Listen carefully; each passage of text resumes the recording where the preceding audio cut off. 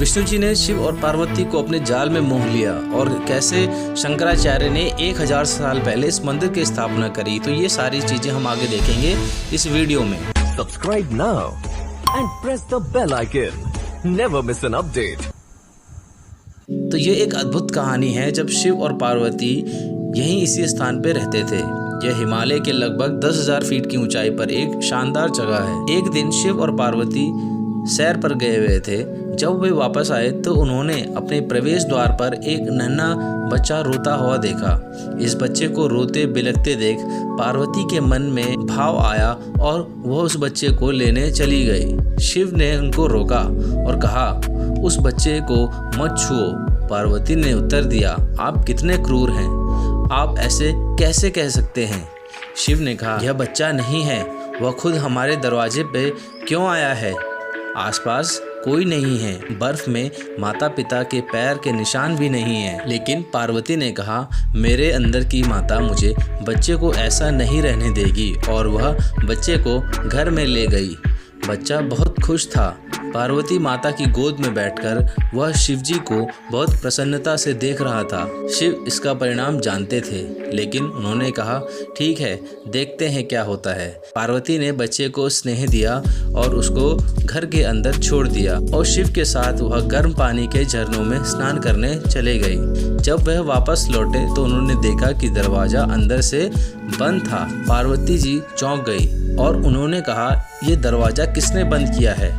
शिव ने कहा, मैंने तुमसे कहा था इस बच्चे को मत उठाओ। तुम बच्चे को घर में ले गए और अब उसने दरवाजा बंद कर दिया है। पार्वती ने कहा, अब हम क्या करें। शिव ने कहा, हमारे पास 2 विकल्प हैं। एक, उसके सामने हम सब कुछ जला दें, और दूसरा रास्ता यह है कि हम अपने लिए कोई और जगह ढूंढें। चलो कहीं और चलते हैं, क्योंकि यह तुम्हारा प्यारा बच्चा है, मैं इसे छू नहीं सकता। तो इस तरह शिव ने अपना घर खो दिया। वह अपने रहने के लिए एक आदर्श स्थान की तलाश में घूमते घूमते अंत में केदारनाथ में जाकर बस गए। ये जो घटना थी वो विष्णु जी के द्वारा रची गई थी। भगवान विष्णु जब अपने ध्यान योग हेतु उचित स्थान खोज रहे थे, तब उन्हें अलकनंदा के समीप यह स्थान बहुत भा गया। नीलकंठ पर्वत के समीप भगवान विष्णु ने बालक रूप में अवतार लिया था। बद्रीनाथ मंदिर चमोली जनपद के अलकनंदा नदी के तट पर स्थित है। यह हिंदू देवता विष्णु को समर्पित है और यह स्थान इस धर्म के वर्णित सर्वाधिक पवित्र 4 धामों में से एक और प्राचीन मंदिर है, जिसका निर्माण 7वीं से 8वीं सदी में होने के प्रमाण मिलते हैं। मंदिर के नाम पर ही इसके इर्द गिर्द बसे नगर को बद्रीनाथ कहा जाता है। भौगोलिक दृष्टि से यह स्थान हिमालय पर्वतमाला के ऊंचे शिखरों के मध्य गढ़वाल क्षेत्र में समुद्र तल से 3133 मीटर की ऊंचाई पर स्थित है। जाड़ों की ऋतु में हिमालय की मौसमी हवाओं के कारण मंदिर 6 महीनों के लिए, यानी अप्रैल के अंत से लेकर नवंबर की शुरुआत तक की सीमित अवधि के लिए ही खुलता है। यह भारत के कुछ विशेष तीर्थ स्थलों में से एक है। मंदिर की स्थापना आदि शंकराचार्य ने की थी। उन्होंने यहाँ अपने लोगों को बसाया। आज भी उनके परिवार के वंशज, जो कि रावल कहे जाने वाले यहाँ के मुख्य पुजारी, दक्षिण भारत के केरल राज्य के लंबूदरी संप्रदाय के ब्राह्मण होते हैं। देखने में यह क्षेत्र एक अविश्वसनीय जगह है। आदि शंकराचार्य का जन्म 1000 साल पहले केरल के कलादी नामक स्थान पर हुआ था। कलादी से बद्रीनाथ तक की दूरी पैदल चलने में 3000 किलोमीटर से भी ज़्यादा है। आदि शंकराचार्य ने न केवल दक्षिण से उत्तर तक, बल्कि पूर्व से पश्चिम तक भी इतनी दूरी चले। वो 3 बार देश के ऊपर और नीचे और 1 बार पूर्व से पश्चिम तक चले। बद्रीनाथ का नामकरण। हिमालय में स्थित बद्रीनाथ क्षेत्र भिन्न भिन्न कालों में अलग अलग नामों से प्रचलित रहा। स्कंद पुराण में बद्री क्षेत्र को मुक्तिप्रदा के नाम से उल्लेखित किया गया है, जिससे स्पष्ट होता है कि सतयुग में यही इस क्षेत्र का नाम था। त्रेता में भगवान नारायण ने इस क्षेत्र को योग सिद्ध, और फिर द्वापर युग में भगवान ने प्रत्यक्ष दर्शन के कारण इसे मणिभद्र आश्रम या विशाला तीर्थ कहा गया।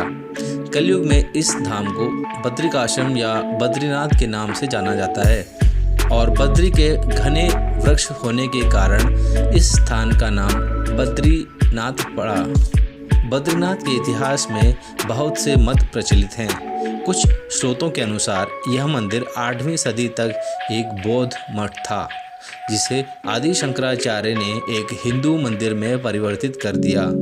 इस तर्क के पीछे मंदिर की वास्तुकला का एक प्रमुख कारण है, जो किसी बौद्ध विहार मंदिर के समान है।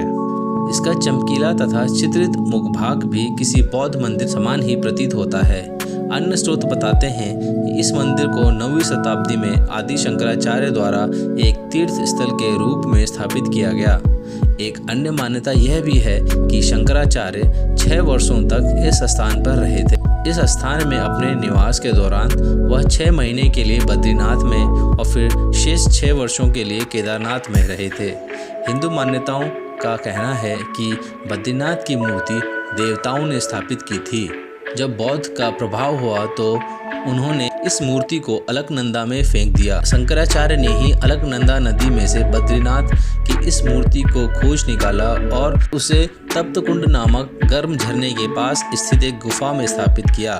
तदुपरांत मूर्ति पुनः स्थापित की गई। तप्तकुंड से निकालकर रामानुजाचार्य ने इसकी स्थापना की।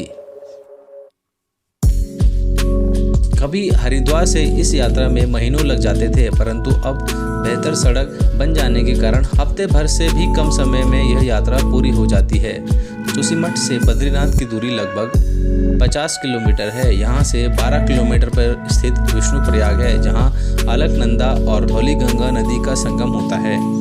विष्णुप्रयाग से लगभग 10 किलोमीटर की दूर गोविंद घाट है, जहाँ से एक रास्ता सीधा बद्रीनाथ को जाता है और दूसरा घांगरिया होते हुए फूलों की घाटी व हेमकुंड साहिब को जाता है। गोविंद घाट से मात्र 3 किलोमीटर की दूरी पर पांडुकेश्वर है। पांडुकेश्वर से 10 किलोमीटर के आगे हनुमान चट्टी और वहाँ से 11 किलोमीटर की दूरी पर स्थित बद्रीनाथ धाम है। तो दोस्तों, इस वीडियो में हमने आपको कुछ रोचक ऐतिहासिक तथ्य और बद्रीनाथ धाम की कुछ विशेषताओं और उसकी स्थिति के बारे में हमने आपको बताया, कैसे आप बद्रीनाथ धाम पहुंच सकते हैं। तो इस वीडियो के साथ हमारा 4 धाम यात्रा का सफ़र पूरा होता है और इसी तरह हम आपको उत्तराखंड की विशेषताओं के बारे में आगे भी अवगत कराते रहेंगे। धन्यवाद।